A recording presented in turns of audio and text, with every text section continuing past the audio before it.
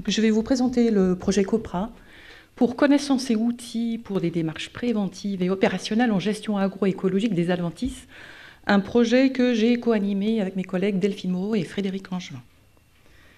Alors, nous avons travaillé sur les adventices qui sont considérés comme étant le bioagresseur le plus nuisible en grande culture. Mais il ne faut pas oublier que dans nos paysages agricoles à nous, les adventices sont aussi essentiels pour la biodiversité et elles contribuent notamment à héberger et nourrir des auxiliaires des cultures.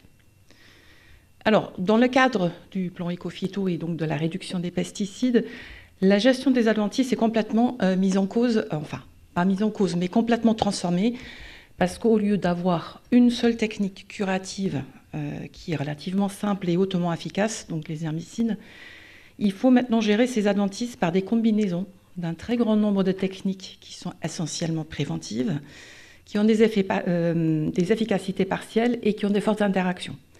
Et notamment, dans ces combinaisons, il y a la diversification des cultures. Et pour ne pas simplifier les choses, il y a l'effet du changement climatique qui se rajoute là-dessus. C'est donc dans ce cadre que nous avons travaillé avec comme objectif de coproduire par des chercheurs et des acteurs de terrain des connaissances, des outils, des démarches donc préventives et opérationnelles pour les agriculteurs, afin de concilier d'une part le faible ou zéro usage d'herbicides et d'autre part le maintien de la production, de la rentabilité et aussi la promotion de la biodiversité, et tout ça en grande culture. Alors, en termes d'organisation du projet, donc tout d'abord un axe fort, c'était l'approche expérimentale à la fois en conditions contrôlées et sur le terrain, pour étudier notamment les processus qui se cachent derrière la régulation biologique des adventices. Et ça, à des échelles de l'organe ou de la plante jusqu'à la communauté, du champ jusqu'au paysage, de la technique culturale jusqu'au système de culture. Et ces résultats ont ensuite été synthétisés dans différents outils numériques qui nous ont ensuite servi à faire des expérimentations virtuelles, donc des simulations, et qui ont aussi accompagné la décision donc des acteurs de terrain. Et le projet se caractérise notamment par une très forte implication de ces acteurs de terrain pour conduire des essais, pour identifier des lacunes de connaissances et surtout pour co-concevoir des outils, des méthodes et des systèmes de culture. Alors, l'intérêt pour le plan éco-phyto ou les politiques publiques, c'est tout d'abord le fait que le projet soit sur les adventices, parce que celles-ci sont considérées comme étant le frein majeur à la réduction des pesticides en grande culture. La combinaison à la fois des approches expérimentales, des vraies expérimentations et des simulations, donc des expérimentations virtuelles, nous a permis de finement évaluer, décortiquer les différentes techniques culturelles pour identifier des méthodes préventives non chimiques, dont notamment des infrastructures paysagères. J'appuie pas assez fort. Si c'est... Ah, zut. Non, c'était bon. Désolée. Et donc, l'implication des acteurs de terrain était essentielle pour assurer l'acceptabilité, l'opérationnalité et le transfert des résultats pour en fait aller au-delà des adventices, considérer la rentabilité économique, l'organisation du travail, en fait d'aller vers une évaluation multicritère de la durabilité des systèmes de culture. Et donc en sortie, nous avons développé une boîte à outils. Donc les connaissances ont été synthétisées, diffusées via des vecteurs déjà en place comme des fiches d'écho. Nous avons donc notamment tous ces outils numériques qui sont disponibles via nos pages Internet. Et puis, nous avons développé des guides méthodologiques qui sont aussi disponibles en ligne. Alors, impliqués dans le projet, tout d'abord les partenaires de la recherche et de l'enseignement supérieur, avec donc 3 unités INRAE, Institut Agro-Dijon d'une part, AgroParisTech l'autre part, et le réseau IDEAS. Et puis des acteurs plus proches du terrain, Agro Transfert Ressources et Territoires, la Chambre d'agriculture de Normandie et le CIVAM de l'Oasis. Et puis on était accompagné d'un comité de suivi technique et scientifique, de nouveau le CIVAM de l'Oasis, mais aussi l'ACTA, la cellule d'animation nationale du réseau des filles, Arvalis et Agroscope en Suisse.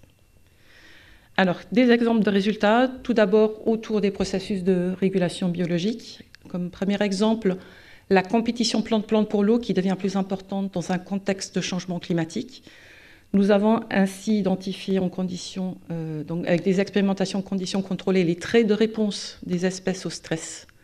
Comme par exemple les traits qui réduisent la transpiration des plantes. En fait, les feuilles deviennent plus épaisses et donc plus petites. ou bien les traits qui augmentent le volume de sol exploré par les racines pour compenser la faible disponibilité en eau, donc une augmentation de la proportion de biomasse allouée aux racines. Et tout ça, ça a servi ensuite pour améliorer le modèle de simulation FLOR6. Un deuxième exemple où nous avons aussi amélioré FLOR6 à partir d'expérimentations et nous l'avons ensuite utilisé pour simuler plusieurs centaines de systèmes de culture. Et lorsqu'on rajoute donc de la prédation des semences adventices par des carabes dans ces simulations, ça augmente en moyenne sur ces 432 systèmes le rendement de 18% et ça diminue la perte de rendement de 27%. Et très intéressant, si on rajoute des bandes enherbées autour des champs, ça en fait protège les carabes des perturbations dans le champ, ça augmente leur reproduction et ça fait encore augmenter plus le rendement et ça diminue encore un peu plus la perte de rendement. Donc ça nous amène aux différents outils numériques. Donc il y en avait 4 dans le projet qui se distinguent par le degré auquel on a décrit les processus biophysiques dans les outils, le type de sortie, est-ce qu'on regarde juste les risques adventices ou est-ce qu'on va jusqu'à un impact sur la production des cultures et la biodiversité, à quel point ces outils sont ergonomiques et ont été co-construits avec les utilisateurs. Et puis, 3 de ces outils, en fait, évaluent des systèmes proposés par les utilisateurs et le dernier, au contraire, propose des systèmes de culture en fonction des objectifs et contraintes rentrés par l'utilisateur. Nous avons aussi évalué toute une série de techniques et de systèmes de culture innovants à la fois sur le terrain et en simulation. Alors, un exemple, l'essimage, qui consiste à couper les inflorescences des plantes adventices qui dépassent de la culture. Avec ici l'exemple du vulpin des champs. Cette barre rouge que vous voyez à droite, elle représente les graines de vulpin non disséminables qui retournent au stock semencier, donc le risque pour les cultures futures. Essimé mi-mai réduit à peu près de moitié la quantité de semences qui va retourner au stock. Et si on décale l'essimage mi-juin, on coupe en fait 2/3 des semences. Par contre, le problème, c'est qu'il y a 1/3 des semences qui sont déjà viables. Et là, ce serait intéressant de faire de la récupération de semences adventices pour qu'elles ne retournent pas au sol et qu'en fait, il y ait à la fin qu'un tiers des semences potentielles qui retournent au stock. Et puis, à l'échelle du système de culture, nous avons simulé à peu près 400 systèmes qui provenaient d'enquêtes et de statistiques agricoles. Nous y avons rajouté les 400 mêmes systèmes en supprimant toutes les opérations de travail du sol, ou bien en supprimant toutes les opérations d'herbicide. Et ensuite, nous avons appliqué des techniques de fouille de données, de machine learning, pour identifier des règles qui nous permettent à la fois de réduire l'utilisation du travail du sol, les herbicides et la nuisibilité des adventices. Et ça nous permet de construire des tableaux de conseil, avec donc des séries de leviers d'action, les raisons pourquoi ces leviers d'action fonctionnent et les risques qui peuvent être associés à ces leviers. Je vais prendre un exemple ici avec les cultures printanières et estivales, qui sont intéressantes parce qu'elles laissent plus de temps aux semences adventices de germer en interculture, et donc il reste moins de semences qui peuvent lever en culture. Et en plus, les cultures printanières notamment ont un cycle cultural plus court qui laisse moins de temps aux adventices de produire de la biomasse et de produire des semences. Par contre, on a un risque de stress hydrique plus élevé en fin de cycle. Et pour finir, la fameuse boîte à outils pour co-concevoir des stratégies de gestion agroécologique des adventices que nous avons donc testé et développé avec 3 groupes d'agriculteurs, donc dans 3 régions différentes, avec des objectifs qui différencient un peu. Donc tous s'intéressaient à la maîtrise des adventices, avec peu ou pas d'herbicides. Certains étaient en conversion au bio, et ça faisait notamment qu'ils s'intéressaient aussi à l'autonomie de fertilisation. Et puis le type d'adventices majeurs n'était pas les mêmes suivant les groupes d'agriculteurs. Alors en termes de méthode, les 2 premières étapes, c'est du classique qu'on connaît dans les ateliers de co-conception, comme la définition des cadres de contraintes, ensuite le prototypage avec des outils de facilitation, par exemple comme le jeu de plateau Mission Ecophyto. Nous, ce qu'on a rapporté là, c'est notamment les nouvelles connaissances produites dans le projet, ces tables de conseil issues des simulations, les outils d'aide à la décision qui permettent une évaluation quantifiée multicritère de l'impact des adventices en direct dans les ateliers. Ensuite, dans une 3e étape, une analyse plus fine, donc pour aller notamment vers une évaluation multicritère des 3 piliers de la durabilité avec l'outil DEX-IPM. Et là, nous avons rajouté l'outil de simulation FLOR6 pour aller plus loin dans les diagnostics, pour comprendre pourquoi tel ou tel système de culture est capable ou non de maîtriser l'impact des adventices et de promouvoir par exemple la biodiversité. Quatrième étape, le retour à l'atelier. Et donc là, on peut retourner à l'étape 2, donc avoir une nouvelle boucle de conception et évaluation. Mais ce qui nous intéressait là-dedans aussi, c'était le fait d'avoir à la fois de l'évaluation, à dire d'experts des systèmes de culture, et nous, par nos outils, donc d'avoir un regard croisé des deux approches. Et donc ça nous permet de produire des nouvelles connaissances en termes de vision qu'ont les acteurs de terrain sur la conception de systèmes de culture et la vision des adventices. Dans ce tableau, vous avez les résultats pour 2 groupes d'agriculteurs, le GEDA de Brienne, le CIVAM de l'Oasis. À chaque fois, la première colonne, c'est l'évaluation d'experts, donc des membres du groupe. La deuxième, c'est les résultats des modèles. Si on regarde le premier groupe d'indicateurs, donc la nuisibilité des adventices pour la production, on voit que les experts sont plutôt bons pour estimer la perte de rendement due aux adventices. On a le même type de vert dans les 2 colonnes pour la première ligne. Par contre, ils ont du mal à regarder, à apprécier la nuisibilité à plus long terme ou bien de la nuisibilité liée à de la dynamique, donc des zigzags au cours du temps de la flore adventice. On a plus de rouge dans les 2e colonnes que dans les premières colonnes.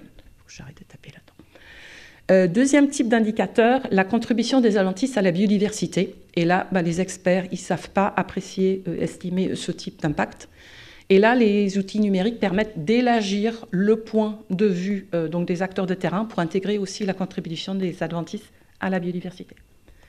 Et 3e lot d'indicateurs, durabilité économique, l'organisation du travail, l'impact environnemental. Et là, on voit que les experts sont en fait plus prudents. On voit du vert plus clair ou plus d'orange ou jaune sur les premières colonnes que sur les deuxièmes. Et ça reflète un peu l'aversion au risque qu'ont les agriculteurs. Ils n'aiment pas prendre des risques, ce qui est compréhensible, le revenu en dépend. Exemple de transfert-valorisation, déjà les ateliers de co-conception, la fameuse boîte à outils, mais nous avons aussi organisé des visites de terrain sur la plateforme Cassis au domaine expérimental Dijon, INRAE Dijon. Pardon. Nous avons, ça ne veut pas avancer, participé à l'enseignement. Et puis, nous avons participé à des colloques pour la profession, le Columa, mais surtout, nous avons organisé notre propre colloque dans le cadre d'un carrefour de l'innovation, et les replays sont disponibles en ligne gratuitement.